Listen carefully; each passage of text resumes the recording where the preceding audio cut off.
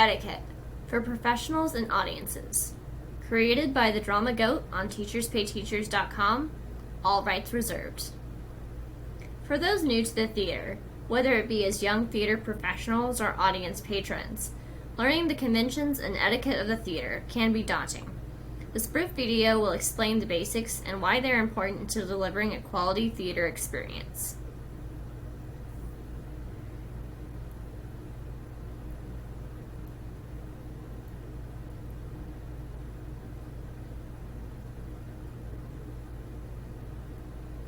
Theater professionals are anyone who works in the theater and is involved in the production, including but not limited to technicians, actors, directors, dressers, designers, stage management, front of house staff, concession sales workers, etc.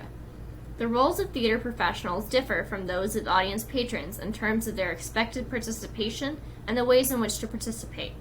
Listed here are a comparison of a few of the differences. A theater professional represents themselves and the theater company, is paid to participate in a professional setting, is using the space, is telling the story, and is participating with voice and movement. Conversely, an audience patron represents themselves, is paying to participate, is viewing the space and listening to the story, and is participating with their presence. To illustrate some of these with an example, audience members do not get on stage during a performance, and an actor not currently in the scene does not sit in the audience when they're not on stage.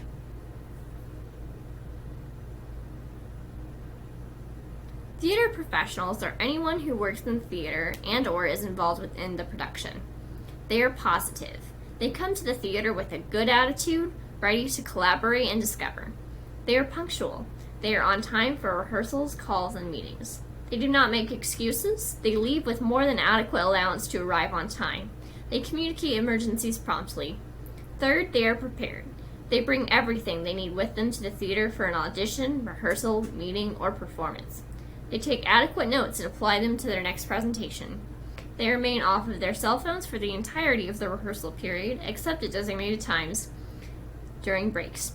They do not eat or consume any drink other than water whilst in costume. For audience patrons, going to the theater should be a fun and moving experience for all. First, respect yourself and the fact that you have likely paid for your ticket or have had the privilege of attending otherwise.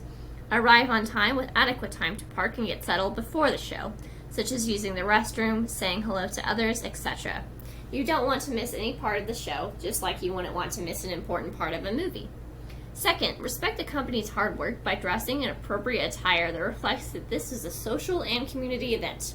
You want to look your best. Avoid torn or dirty clothing and shoes, as well as casual attire such as jeans. Do not talk or eat during the performance, and keep any and all disruptions to a minimum. Turn your cell phone off before the show begins, and remember that there is absolutely no photography or video recording of any kind allowed due to copyright law. Third, be respectful of others. Be polite as you would in any public setting, and do not impede their experience in any way. Treat others like you would want to be treated.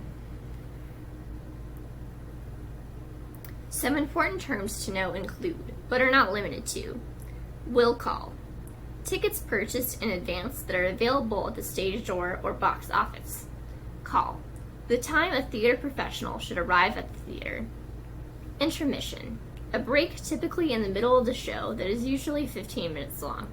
Patrons can leave their seats. There will be a notification when the intermission is due to be over. Proscenium. The wall portal separating the audience from the playing space of the stage. Suspension of disbelief. The ability of both the company and the audience to commit to the action on stage and be present in the moment. Strike. To take down the set and make way for the next production.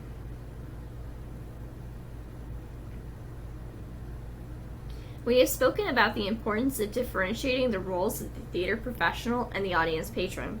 The lobby is where the company and audience patrons typically congregate after the show.